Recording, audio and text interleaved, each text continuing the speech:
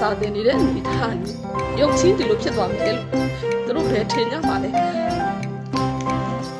ဖေဖေရဲ့လေရင်ကြီးမောင်းတာဖေမန္တလားဗျာ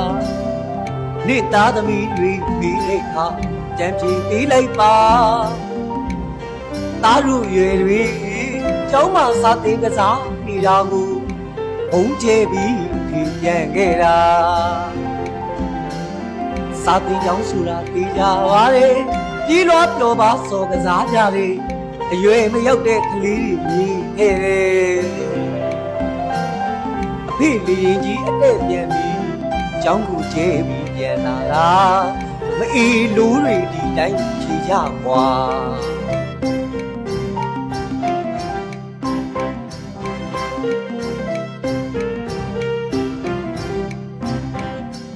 ဖေဖေရဲ့လေရင်ကြီးမောင်းတာအိမ်မန္တလားဗျာ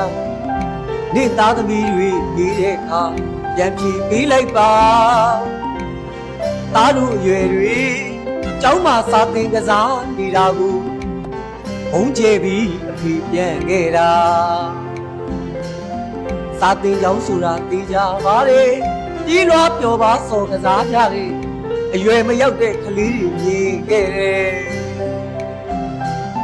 အဖေလေရင်ကြီးအတဲ့ပြန်ပြီးကျောင်းကိုကျဲပြီးပြန်လာတာပါမအေးလိုးတွေဒီတိုင်းဖြေကြကွာ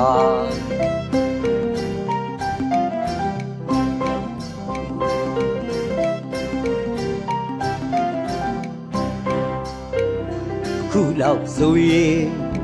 ကလေးတွေနဲ့ဘဲမကပါဆရာမနှစ်ယောက်လည်းမရှိတော့ဘူးကွာဒီသူတွေစစ်ရှောင်းတွေနဲ့ရဟန်းတော်တန်ဃာတွေလည်း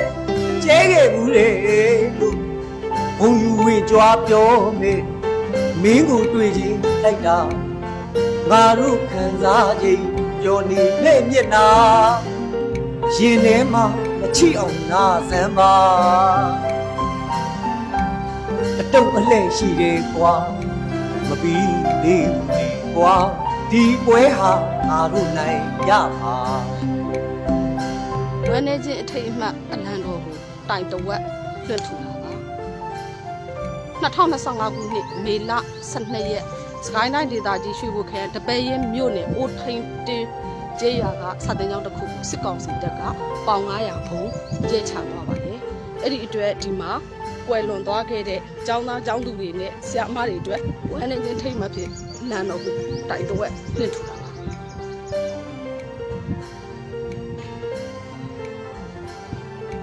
တိုင်တဝက်လွှင့်ထူပေးနေတာတော့ကျမတို့တော်လိုင်းဘက်ကရဲဘော်တူပါကဲဆယ်ရေးလုံရင်းကမှကျမတို့ဒီအလံတိုင်ထိတ်ရောက်နေတဲ့အတွက်ဝမ်းနေတဲ့အထိတ်မှတ်နဲ့ဒီဟာကိုလွှင့်ထူနေတာဖြစ်ပါတယ်ရှင်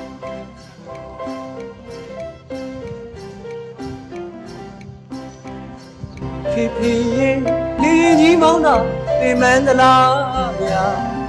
နေ့သားသမီးတွေနေတဲ့အခါပြန်အဖြေပေးလိုက်ပါသားတို့ရွယ်တွေ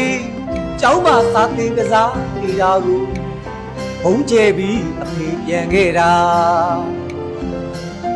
စာသင်ကျောင်းဆိုတာသိကြပါလေကြီးလွားပျော်ပါစော်ကစားကြတယ်အရွယ်မရောက်တဲ့ကလေးတွေမြင်ခဲ့တယ်အဖေလေရင်ကြီးအတဲ့ပြန်ပြီးကျောင်းကိုကျဲပြီးပြန်လာတာမအေးလိုးတွေဒီတိုင်းဖြေကြကွာ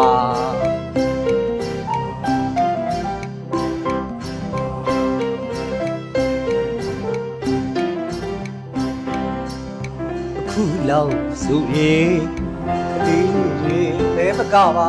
ဆရာမနှစ်ယောက်လည်းမရှိတော့ဘူးကွာဒီသူတွေစစ်ရှောင်းတွေနဲ့ရဟန်းတော်တန်ဃာတွေလည်းကျဲခဲ့ဘူးလေဘုံယူဝင်ကြွားပြောမေမင်းကိုတွေ့ချင်းလိုက်တာငါတို့ခံစားခြင်းပြောနေမဲ့မျက်နာရင်ထဲမှာမချစ်အောင်နာစမ်းပါအတုပ်အလဲ့ရှိတယ်ကွာမပြီးသေးဘူးလေကွာဒီပွဲဟာငါတို့နိုင်ရမှာ